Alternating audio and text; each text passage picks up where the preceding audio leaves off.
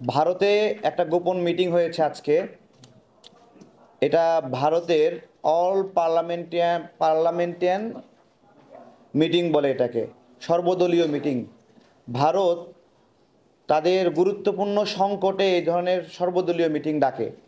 সেই সর্বদলীয় মিটিংয়ে সিদ্ধান্ত বা আলোচনা হয়েছে এই রকম যে শেখ হাসিনাকে কীভাবে রিস্যাটেল করবে, পুনর্বাসন করবে, এই আলোচনাটা হয়েছে। তো সেই আলোচনা এসেছে এইরকম যে শেখ হাসিনাকে রিস্যাটেল করতে হলে মিনিমাম 5 বছর সময় লাগবে।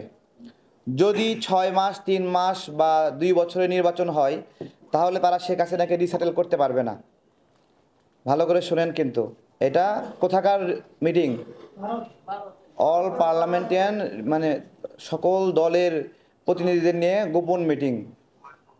এবং সেই মিটিংয়ে আওয়ামী লীগকে রিস্যাটেল করার জন্য, পুনর্বাসন করার জন্য এই মিটিংটা হচ্ছে। এবং তারা সমন্বিতভাবে সিদ্ধান্ত নিতে চায় যে তারা পার্শ্ববর্তী দেশে, ভারতে বাংলাদেশের রাজনীতিবিদদেরকে রেখে সেখানে তাদের রাজনীতি করার সুযোগ দিতে চায়, সেখান থেকে বাংলাদেশের রাজনীতি পরিচালনা করবে। তো এইবার বলেন, তাদের যে পরিকল্পনা যে তাদের 5 বছর লাগবে বা 3 বছর লাগবে, এটা একটা পরিকল্পনা। এবং এই পরিকল্পনা অনুযায়ী তারা কি করবে জানেন? বিএনপিকে অজনপ্রিয় করবে।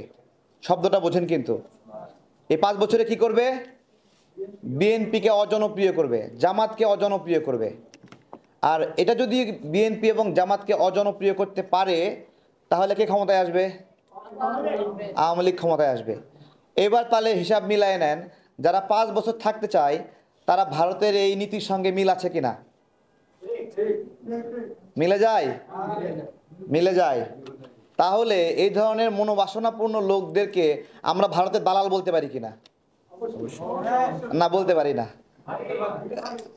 মানে কেন বলছে এটা? অনেকে না বুঝাও এটা বলছে, বুঝছেন? অনেকে না বুঝাও বলতেছে।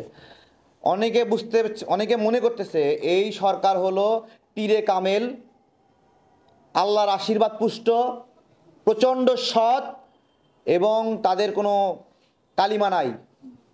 এটা মনে করে বলছে তাদেরকে 5 বছর সময় দেওয়া উচিত। অথচ শেখ হাসিনার খুব ঘনিষ্ঠ ব্যক্তিরা এই সরকারে রয়ে গেছে।